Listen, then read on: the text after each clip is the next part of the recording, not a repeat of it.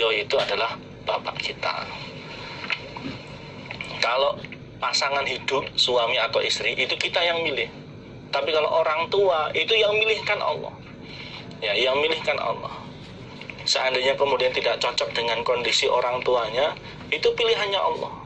Dan pilihannya Allah itu tidak ada yang tidak sengaja. Seandainya kemudian kita terlahir dari orang tua, misalkan yang miskin, memang sengaja Allah mengqadar kita lahir ke dunia lewat orang tua kita yang miskin itu. Tujuannya supaya apa? Supaya kita bisa bersabar. Ya, karena semua yang terjadi di alam semesta ini semua atas kehendaknya Allah. Allah punya tujuan, Allah punya rencana, semuanya ada hikmahnya. Ya, seperti itu. Maka bagaimana kita mengatur diri kita, mengatur pola pikir kita sehingga bisa menyikapi qadarnya Allah itu dengan sesuatu yang mendapatkan ridhonya Allah. Seperti itu. Kecuali kalau orang tua kita itu memaksa kita untuk mengerjakan kemaksiatan. Kalau seperti itu, maka kita wajib sama kemampuan untuk menolaknya. Seperti itu.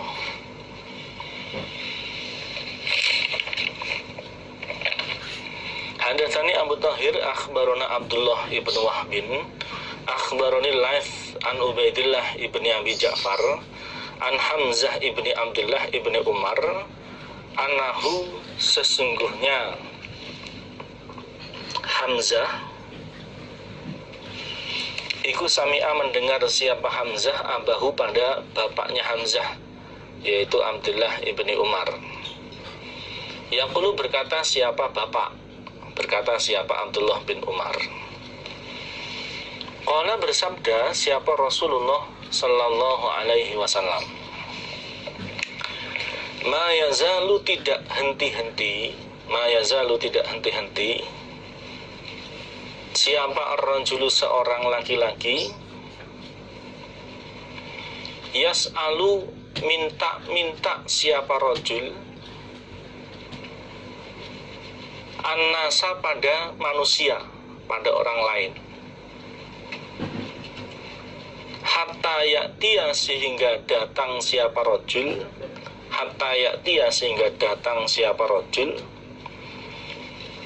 yaumal qiyamati pada hari kiamat, yaumal qiyamati pada hari kiamat, walaisa dan tidak ada fi wajhihi di dalam wajahnya rajul, fi wajhihi di dalam wajahnya rajul apa mus'atul lahmin potongan daging, tidak ada secuil pun daging di wajahnya.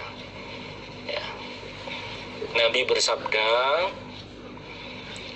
tidak henti-hentinya seorang laki-laki minta kepada manusia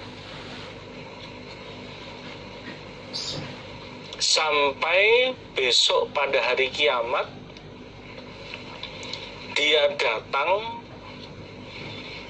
dalam keadaan di wajahnya itu tidak ada secuil daging pun.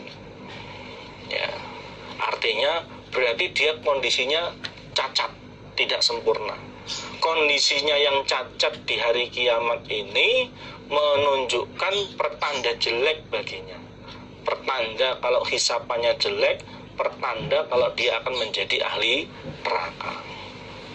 Jadi yang dimaksud di sini adalah meminta kepada orang lain itu kalau memang dia pantas, dia berhak, itu boleh. Contohnya fakir miskin itu meminta sedekah kepada yang kaya, itu boleh. Yang dimaksud di sini adalah orang yang sebenarnya tidak fakir, orang yang sebenarnya itu dia sudah berkecukupan, tapi dia punya kebiasaan selalu meminta kepada orang lain. Ya, nanti di belakang ada di hadis bawahnya ada penjelasannya. Ya. Terus-menerus begitu menjadi kebiasaan dia seumur hidupnya. Maka ancaman bagi orang yang seperti ini besok di hari kiamat adalah di wajahnya tidak ada secuil daging pun. Nah, ancaman seperti ini harus kita sikapi bahwa kita itu harus satu mandiri, berusaha untuk mencari rezeki untuk mencukupi kebutuhan sendiri. Jangan kemudian menggantungkan diri pada orang lain. Yang kedua, menghindari sifat rakus, menghindari sifat tamak, mengharapkan sesuatu yang bukan hak kita. Akhirnya apa? Kalau orang punya sifat tamak, akhirnya apa? Selalu minta-minta pada orang lain.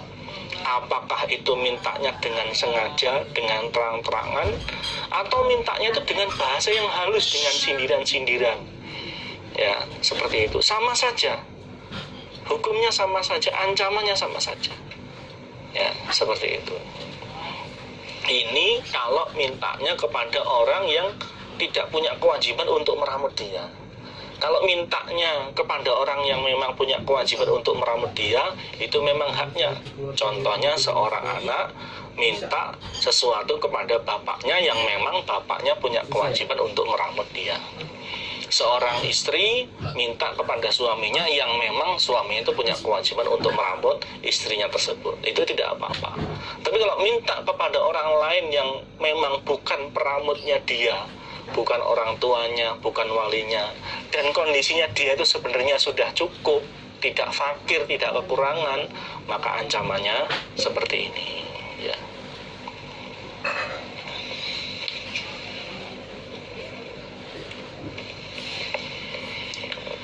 Hadatsana Abu Qurab wa Wasil ibnu Abdul A'la qala hadatsana Ibnu Fudail an Umarah ibnu Qaqqa an Abi Zur'ah an Abi Hurairah radhiyallahu anhu. Qala berkata siapa Abu Hurairah? Qala bersabda siapa Rasulullah sallallahu alaihi wasallam? Man barang siapa sa'ala yang minta dia an-nasa pada manusia, maksudnya pada orang lain, amwalahum pada beberapa harta mereka manusia, takatsuran karena memperbanyak. Maksudnya dia itu kondisinya tidak dalam keadaan fakir, tidak dalam keadaan kekurangan, sebenarnya sudah cukup. Dia minta harta kepada orang lain tujuannya untuk memperbanyak harta, untuk numpuk-numpuk harta. Ya, bukan karena memang fakir, bukan. Fa inna ma yas'alu, maka sesungguhnya minta dia jamron pada bara api. Jamron pada bara api. Nabi bersabda, barang siapa yang meminta kepada manusia pada harta mereka, barang siapa yang minta hartanya orang lain dengan tujuan untuk memperbanyak harta, bukan karena dia fakir, bukan karena dia kekurangan, ya, maka sesungguhnya yang dia minta itu adalah bara api. Artinya ini larangan, tidak boleh.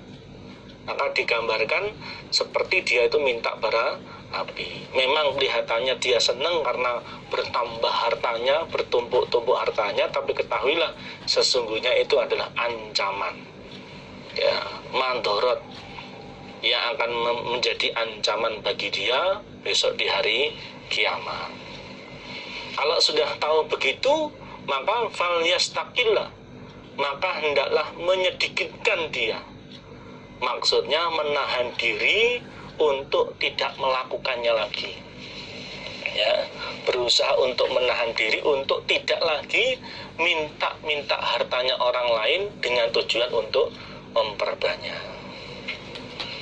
Atau liyastakthir, hendak supaya memperbanyak dia. Maksudnya terus minta hartanya orang lain. Fal yastaqilla au liyastakthir. Kalau dia sudah tahu bahwa dia minta hartanya orang lain tujuannya untuk memperbanyak harta itu sama dengan meminta bara api, maka sekarang silahkan. Apakah dia menyedikitkan di dalam minta harta kepada orang lain, atau dia memperbanyak di dalam minta harta kepada orang lain. Kalau dia menyedikitkan meminta, sudah tidak lagi meminta, ya berarti dia selamat. Tapi kalau dia terus-menerus meminta harta kepada orang yang bukan haknya, maka sama dengan menjerumuskan dirinya di dalam siksaan. Seperti itu. Ini yang dimaksud adalah meminta sesuatu yang bukan haknya, maka dikatakan takatsuron, ya, karena memperbanyak. Dia ya sudah berkecukupan, kemudian terus minta-minta. Ini yang tidak boleh, ya.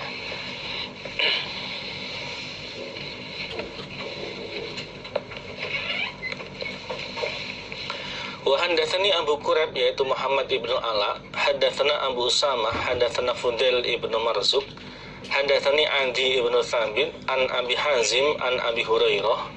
Qala, berkata siapa Abu Hurairah, qala, bersabda siapa Rasulullah sallallahu alaihi wasallam, ayuhan nas, wahai ingatlah manusia, innallaha, sesungguhnya Allah, iku thayyibun, zat yang baik, tidak ada sisi jelek dari zatnya Allah. La yaqbalu, tidak menerima siapa Allah, tidak menerima dari manusia, illa, kecuali thayyiban, yang baik. Wahai ingatlah manusia, wahai ingatlah para sahabat, sesungguhnya Allah itu adalah zat yang baik, tidak ada kejelekan di dalam zatnya Allah, dan Allah tidak menerima kecuali hanya yang baik.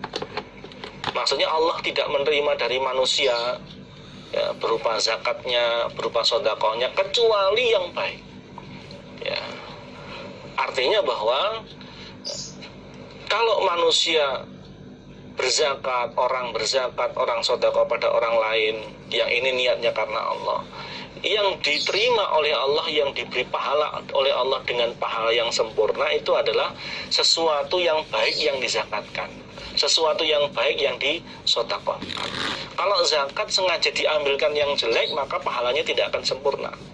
Kalau sedekah sengaja dipilihkan yang jelek, maka pahala dari Allah tidak akan sempurna. Yang mendapatkan pahala sempurna dari Allah adalah orang yang membayar zakat dipilihkan yang standar minimal, syukur-syukur yang baik.